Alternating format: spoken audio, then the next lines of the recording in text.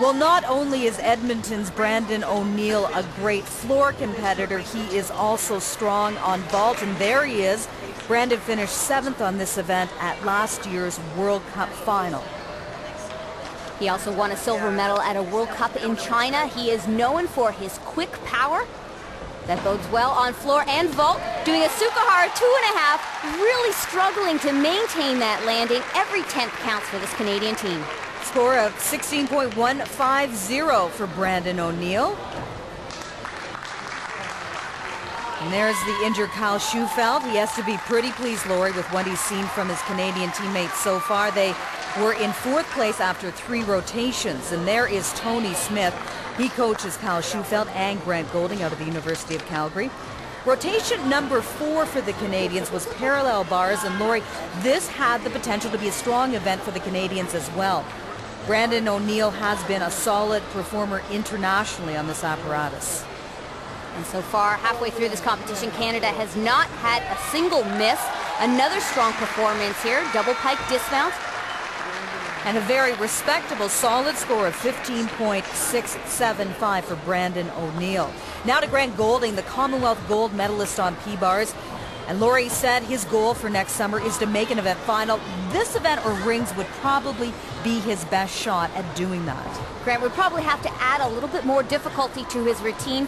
All of these Canadian athletes have choreographed routines that are consistent and solid because the team performance is the most important here. And after 4 rotations, Canada sat 4th overall. There's a huge, experience in this team now. So, if somebody gets hurt or if somebody's not quite 100% that day, we can all step up to the moment and really do a good job.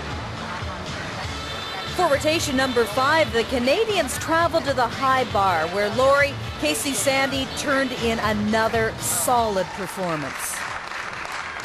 Casey has nice extension on this event. He's improved on his form over the year, and that's important.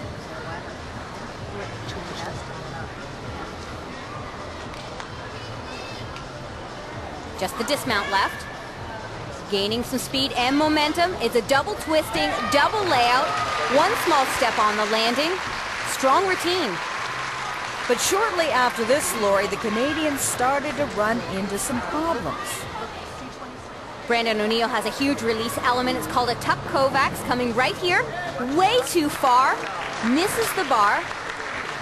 Now in the new code of points, it's 8/10 for a fall. And we have to remember, in an event like this, there may be only 4 to 6 points separating a team that finishes first to the one that ends up in 12th position.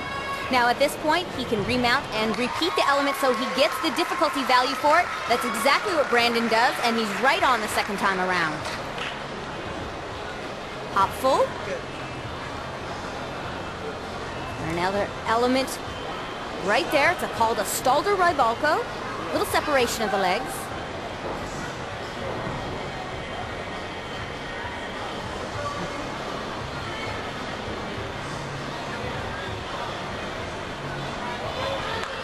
And the dismount. Another double twisting, double layout, takes a step on the landing. Yes, 8/10 for the fall, but he repeated the element, so he still gets the difficulty. Again, 5 gymnasts compete on each apparatus. Only 4 scores count, so the Canadians would drop the ring score by Brandon O'Neill. Here on high bar now, Nathan Gafuick, it's his best event. He's known for his high-flying release elements. We saw Coleman, and here's the tucked Kovacs, the element that Brandon O'Neill suffered a fall on. The last World Championships, he was so successful. Nathan Gafuick, he qualified to the all-around final. He has struggled throughout this year with an injury that he sustained at those World Championships. He had to have surgery on his wrist that has affected his training, but he's doing a great job here.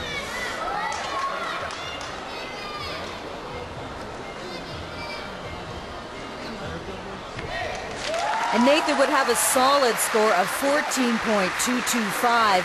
Despite the problems on high bar for the Canadians, they felt confident as they headed to the 6th and final event. We have a really strong core group of guys right now, 8 guys and a 6-man team. So, So I think everybody will be going home and working really hard, and that will only bring the standard up in gymnastics in Canada, and that's only a good thing. I think we'll go into the Olympics with a really strong team, and I think we'll have some good results there. The Canadians' final event was floor, and Lori, they could have used this man's help, Olympic champion Kyle Schufeld. Kyle broke his knees while training here in Germany. He was performing a brand new skill, an extremely difficult double Arabian in the laid out position. It's a blind landing, and unfortunately he took a bad landing, landed stiff-legged. Well, the Canadians were still in pretty good shape as they were led by a world medalist on the floor exercise, Brandon O'Neill. Brandon won the silver medal at the 2005 World Championships on this event.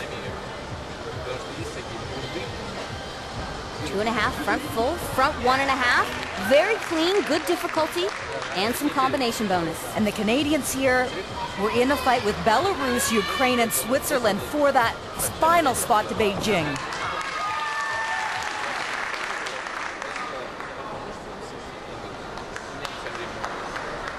And I'm sure Brandon O'Neill was feeling all the pressure of that on his shoulders. Brandon had the possibility of qualifying to an event final on this event, but again, the #1 priority for this Canadian team was qualifying to the Olympic Games in top 12, and sometimes that means watering down your routines, not throwing some of those risky elements. So Brandon went for a routine that was secure and solid. The buzzer sounded. He had 10 seconds to finish. Ends with a full in, a little stumble on the last tumbling pass. And that score of 15.525 would be enough to push the Canadians over the top. The top 12 teams qualify for next summer's Olympics, and the Canadians would finish 11th here in Stuttgart, Germany. You've done things individually. Was it important for you to play the important role in the team's success? Well, it was huge. I mean, I could have put out more start value on a couple of my events, but I knew if there was a risk in that, and if I did that for myself and then I made a mistake, it would be a huge blow to the team and it wouldn't be very good. And there had been so many questions surrounding this team after injuries to Adam Wong and Kyle Schufeld, but Casey Sandy stepped up and showed there is depth in Canadian men's gymnastics. I'm very happy with the result, and we probably qualified already. And the guys did very nice job, very big pressure. It's going to be tough to make that Olympic team, but I think we have, what it'll be is the guys push each other. We're going to have 6 great guys ready to go. I think we definitely have a chance to be on the podium as a team at the Olympic Games. Harder to watch or compete? Way harder to watch. Yeah. Yeah. It's so nerve-wracking just knowing that you have no control. And when I'm out there competing, I know I can control my performances, and I trust that. Each time the guys went up, though, it was like so awesome to watch them hit, and to achieve this great result is awesome. Congratulations to the Canadian men's team for getting the job done under less than ideal circumstances.